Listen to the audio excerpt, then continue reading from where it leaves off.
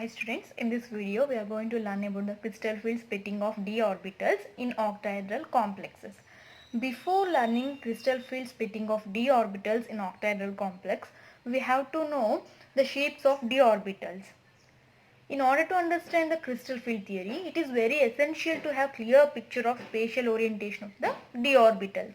We know that there are 5 d orbitals. Now let's study the shape of these d orbitals. dxy, dyz and dxz and dx square minus y square, dz square. Now I have drawn the shape of d orbitals. Now let's study. Here in the dxy you can see here that it is x axis and this is y axis. Here you can see these are the lobes. These lobes of d orbitals are lying between the x and y axis. They are between, these lobes are between the x and y axis. Likewise in the dyz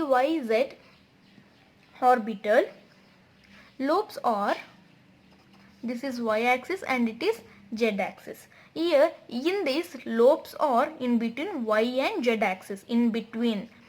These lobes are present in between y and z axis, and in the dxz orbital you can here see that it is the x axis and it is z axis. Here lobes are lying in between x and z axis.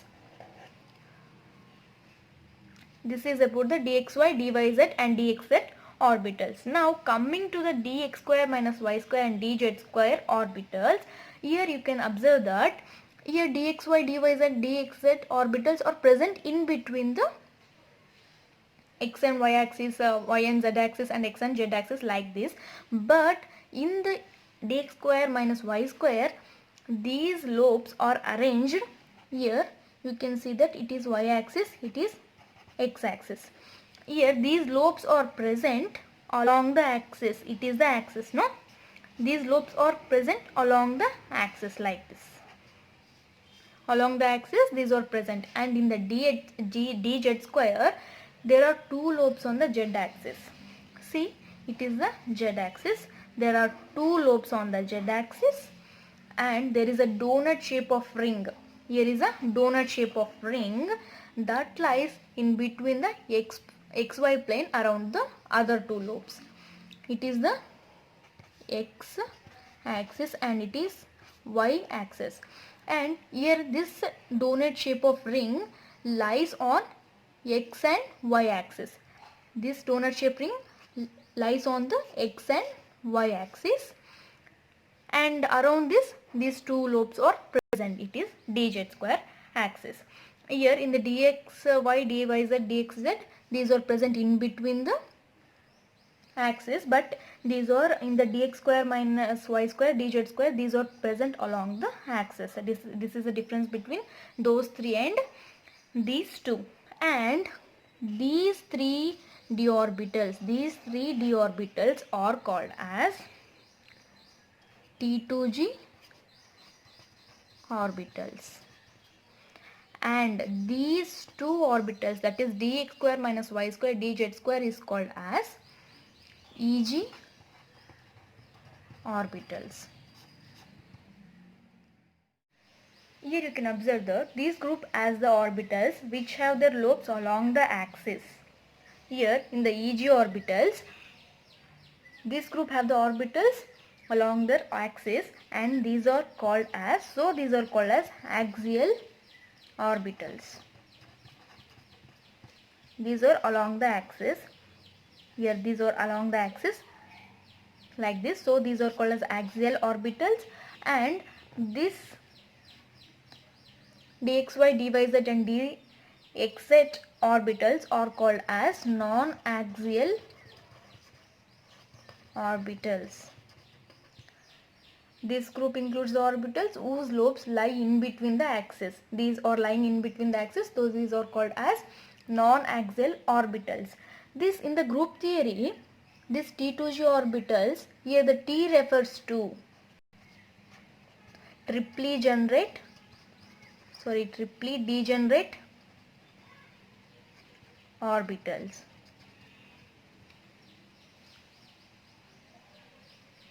Here, according to group theory, this E refers to doubly degenerate orbitals. Here you have to remember that these three orbitals, that is T2g orbitals or 3, that is dxy, dyz and dxz, these are non-axial orbitals because these orbitals, these lobes are oriented in between the axis, and here Eg orbitals are called as axial orbitals because these lobes are present along the axis. This is the difference between the T2g orbitals and Eg orbitals. This is very important to learn crystal field splitting of d orbitals in octahedral complex. Now let's see the splitting of these d orbitals. I'll give a very brief explanation about this crystal field splitting of d orbital. Now I'll say the very important point. You should all remember this point.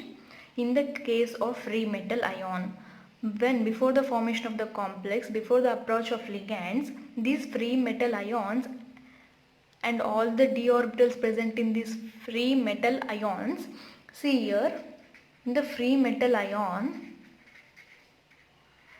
d orbitals are present. D orbitals are present. These are degenerate orbitals. That means these are having equal energies.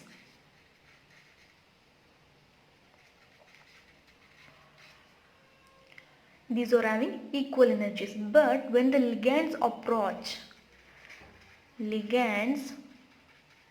when the ligands approach these free metal ions to form a complex, when the ligands approach the free metal ion to form the complex, this degeneracy of the orbital is lost.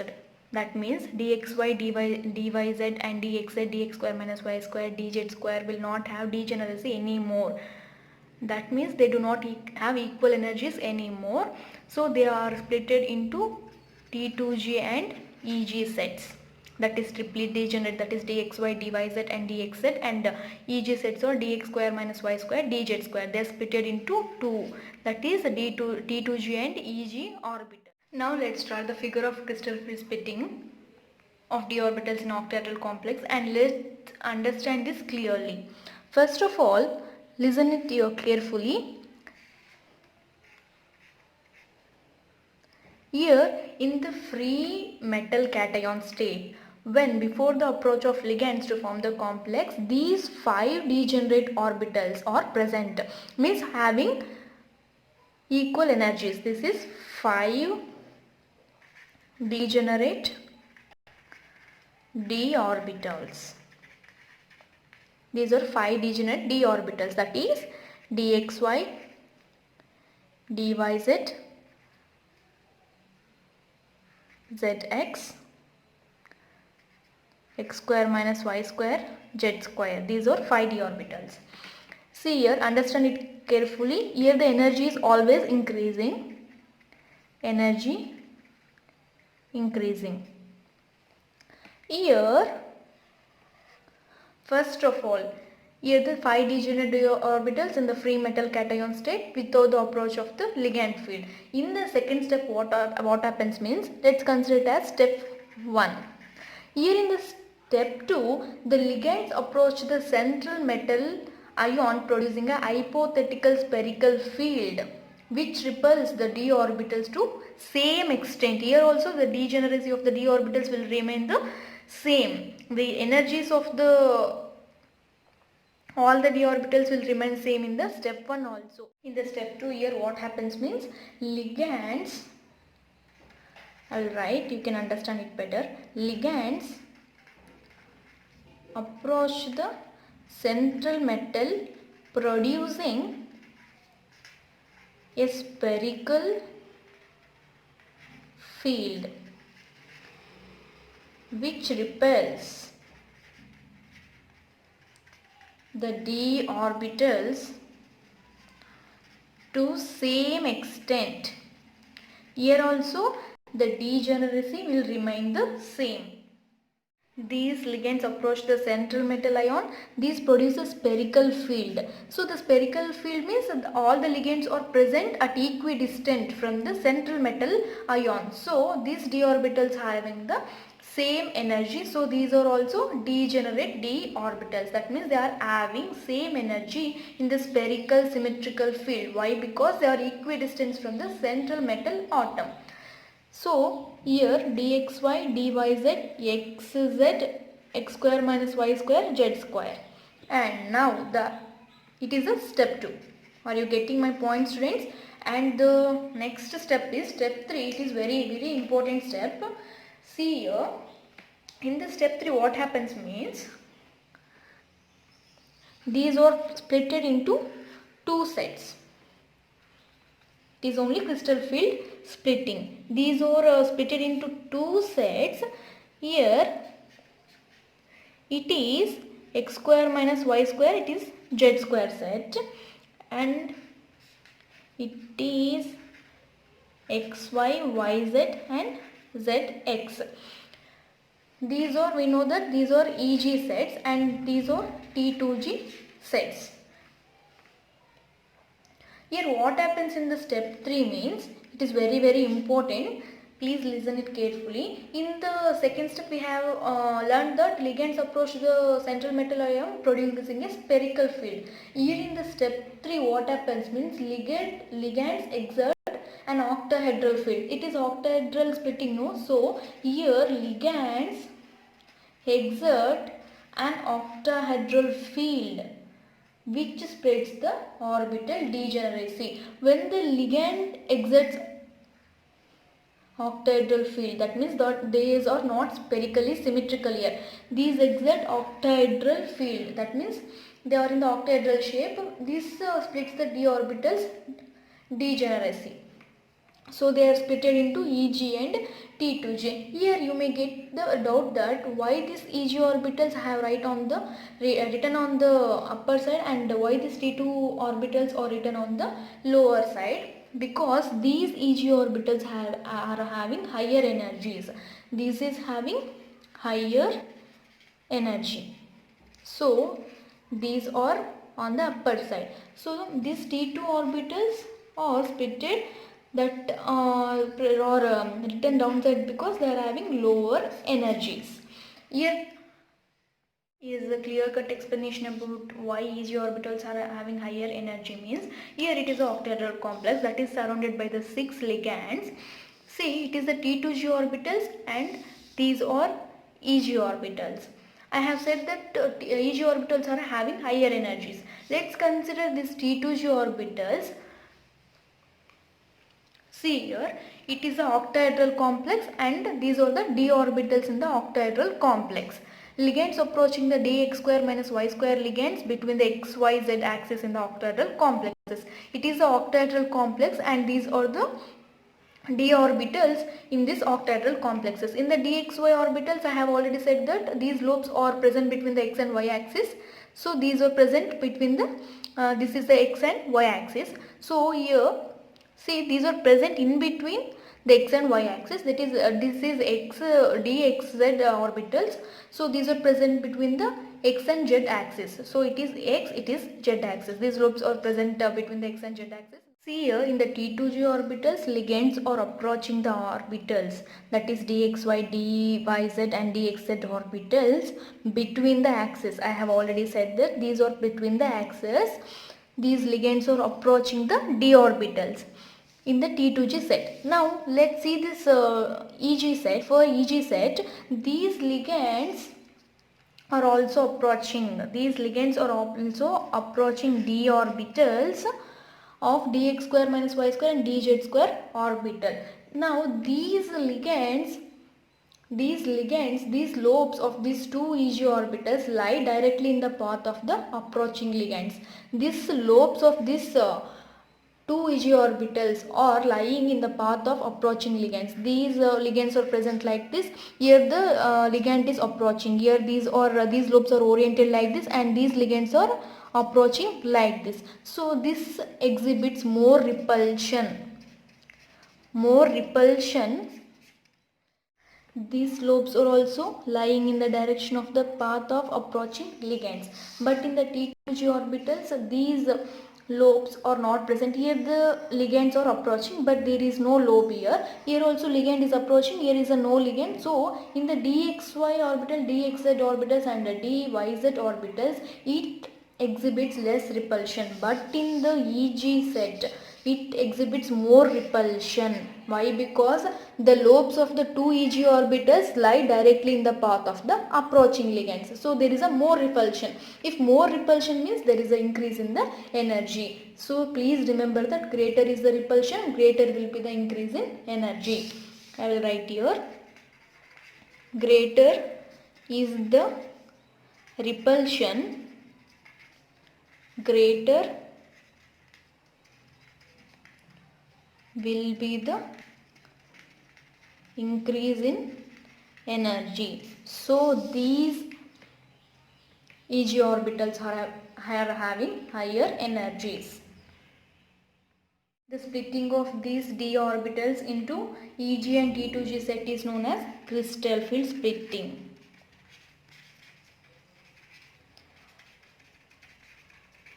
When the splitting occurs, students, when the ligands approach the metal atom to form a complex, so the splitting will occur. In this splitting of the orbital into EG and T2G set is called as crystal field splitting.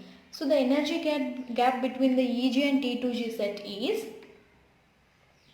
delta O or 10 dq. This O here represents for the octahedral complex. 10 dq means it is differential of quanta. dq means differential of quanta. The energy gap between the EG and T2G set is delta O or 10 dq. And the energy differences arises because of the difference in electrostatic field exerted by the ligands on T2G and EG sets. This is called as crystal field splitting. This energy difference arises, I will write here, energy differences arises because of the difference in electrostatic field exerted by ligands on T2G and EG sets of the orbitals of the central metal ion. It is called as crystal field splitting energy. Crystal field splitting energy. And EG and T2G sets are having some energies. Here I will say how to calculate it. See how many d orbitals are present. There are 5 d orbitals are present. Total number of d orbitals are 5. And 2 is here among 5 orbitals, these 3 orbitals are decreased by 2 orbitals. So take it as minus 2. So this value will become minus 0.4 delta naught. And in here on the EG set, it is a value of T2G set, that is minus 0.4 delta O. And here in the EG set, take it as 5. Among how many orbitals it is increased? Among plus 3. Plus 3 orbitals it is increased. So take it as plus. Among 3 orbitals it is increased. Among 2 orbitals it is decreased. So it is, take it as minus 2. But here among 3 orbitals it is increased. So take it as plus 3. We will get the value 0.6 delta O. Did you get my point, student? I will explain it once again. See, among 5 orbitals, it is decreased by 2 orbitals. So decrease means minus. So take it as minus 2. It is decreased by 2 orbitals. But in the EG set, it is increased by 3 orbitals. So plus 3. Increase means plus. So plus 3. This is the value of EG set is 0.6 delta O, T2G is minus 0.4 delta naught. Now the very important question for 1 marks will be asked about the barycenter.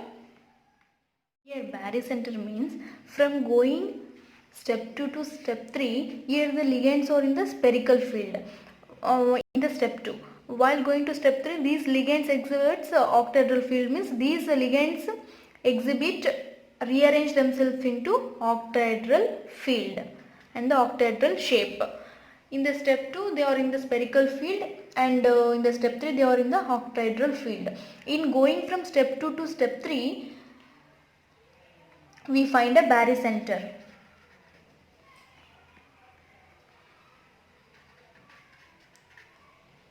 It is also called as center of gravity. This barycenter will remain always constant. What is barycenter here? Here the average energy of the d orbitals will remain constant from going to step 2 to step 3. The average energy of the d orbitals will remain constant from going to step 2 to step 3. So it is called as barycenter. It is the meaning is center of gravity, remains constant. There is always an average energy. It is known as barycenter. To maintain constant barycenter, it is necessary for the 2 Eg orbitals to be further repelled by 6 dq, while the 3 T2G orbitals are stabilized to extent of 4 dq. To maintain constant barycenter, these Eg orbitals should be repelled by 6 dq, while the T2G orbitals are stabilized by 4 dq. What is barycenter means? From going to step 2 to step 3 means when the ligands in the spherical field and ligands in the octahedral field, when the ligands are present in the spherical field and while the ligands in the step 3 arranges themselves into octahedral field, there will be always the average energy of the d orbitals will remain constant. It is known as barycenter. This is about the explanation of the d orbital splitting in octahedral complexes. If you like my video, please subscribe to my channel and please share. Thank you for watching.